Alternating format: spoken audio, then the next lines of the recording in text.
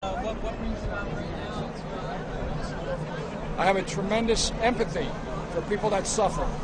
And these people are suffering, and a lot of people are suffering, and I can't see why we're protecting the 1% who are the cause of all this. Almost all crime is caused by white-collar crime. The guy stealing a loaf of bread, he's arrested right away. But the guy stealing millions and billions from investors, he's still up there.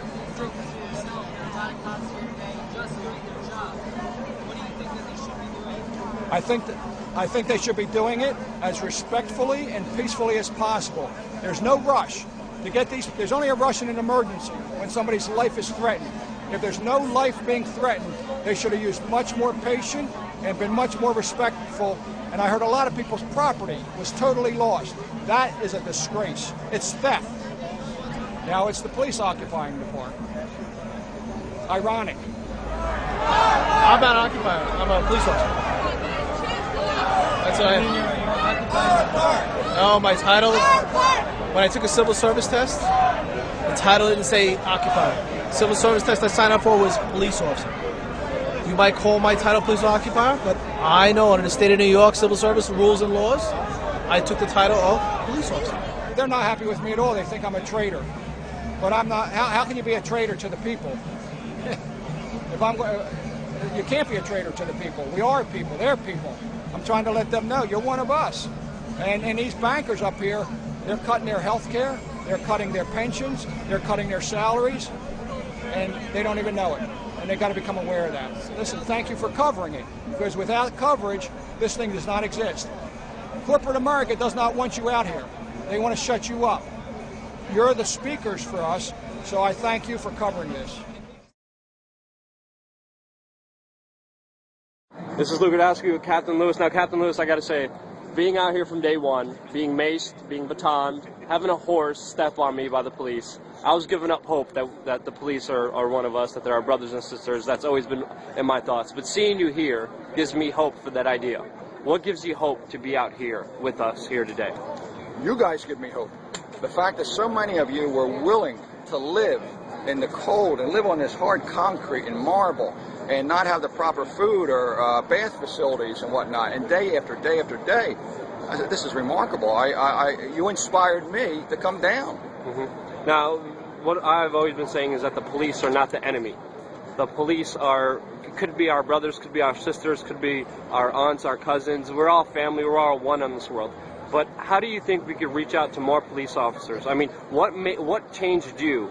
What made you, as a former police officer, as a former police captain, understand the problem and be out here in support? And how can we, as an organization, as a movement, get more police officers on our side? Okay.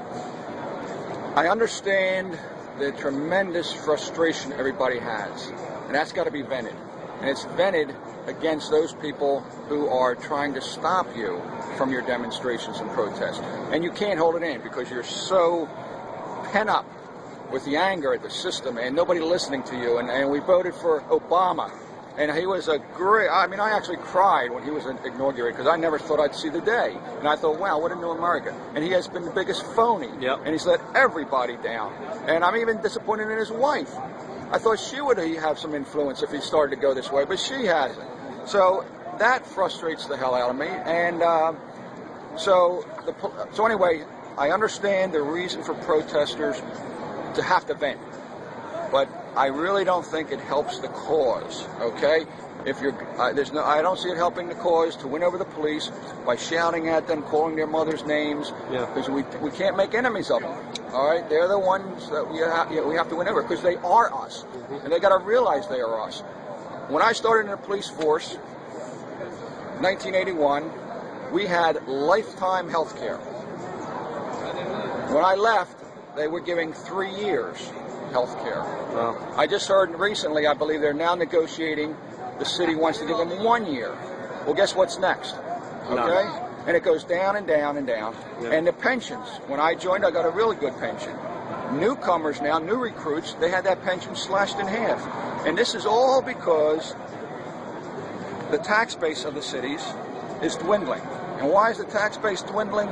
Because jobs, the manufacturing jobs, all the jobs are being shipped overseas by the millionaires who want to become billionaires. So they become, the greed is so corrupt. I mean, if you're a millionaire, you have gold faucets, you have a gold-plated toilet seat. I mean, how much more do you need? Yeah. And then when you're in that position, you know what they're doing? They give money to politicians to veto any raise in the minimum pay. Yep. And it's just so obvious that these are soulless people. Yep. And soulless people should not be in power and corrupting our government. Yeah. Back to your previous point, anger creates more anger, hatred only creates more anger, and it's a cycle that continues. And I've personally been speaking out against the cycle and continue. It's just been hard going through some of the abuses, seeing the atrocities, seeing the beatings. It's it's one of the strongest things I have to overcome in my life, seeing that and still believing in it. But you make me believe that. And back on your previous point with the money and system, there's been a push here by some people to get money out of politics, which means establish college sports rules where politicians would not be able to take any money from corporations or big banks. Yeah, well, what was the Supreme Court ruling? Yeah, that corporations are people. Versus U.S., that was outrageous. Yeah. Listen, we even had the Supreme Court is even corrupt. Now that tells you how bad we are. When the Supreme Court is corrupt, something's got to change. Exactly. What do you think of a basic idea saying that money, private money, corporations and big banks should not be able to give any money to our elected officials? Do you think that's a good idea? Absolutely, absolutely. The number one thing to win an election, the number one thing is how much money do you have, okay? And when you get a lot of money from somebody, you're indebted to them. Okay? And if you don't follow what they want you, if you don't vote the way they want you to vote, guess what? Next election, you're out of a job. Okay? So they are just puppets for corporate America. Every politician is just a puppet for corporate America. Bought and sold. My last question is, you were recently arrested for standing with the protesters here. How was that experience being in jail? Was that? Well, I'm going to tell you the first experience I had. Yeah. I've had a lot of proud moments in my life, and I had a lot of proud moments in my career. And this might sound very strange, but when they put those cuffs on me and was leading me across that intersection, I felt the proudest I ever felt in my life. Wow. To join you guys in solidarity. Well, you touched my heart. You give me hope. You guys touch me and you give me hope. And once I think the police come around, there'll be real significant change because it is us versus that small, very exclusive elite. And I thank you from the bottom of my heart, Captain Lewis. You're awesome. God bless you, brother. Thank you, guys. And I wish you the best with everything. And just try to realize that I know you have a lot of anger, but when you shout these things at the police, and hey, civil disobedience is okay, but don't go kicking them and don't go spitting on them. Just, get up with them and go with them willingly. Don't continue the cycle of hate and anger. End it.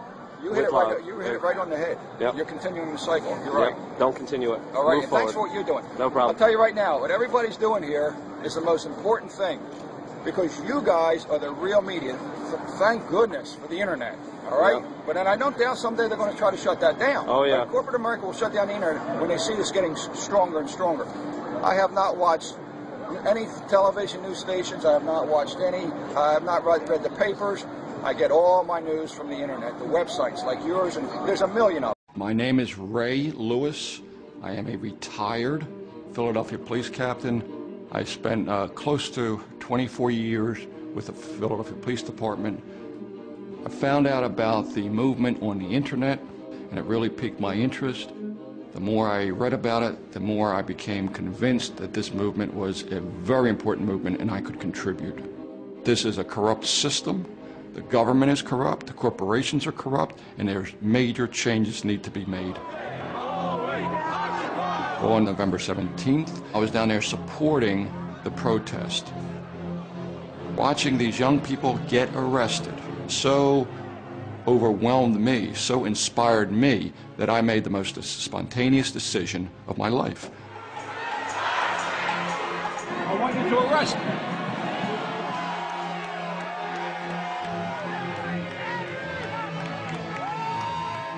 I heard just a tremendous raise in the volume. It was cheers and cheers. And it literally gave me goosebumps. It was like validation. Here's a law enforcement officer, and he's saying what we're about is right. Walking across that intersection handcuffed was the proudest moment of my life.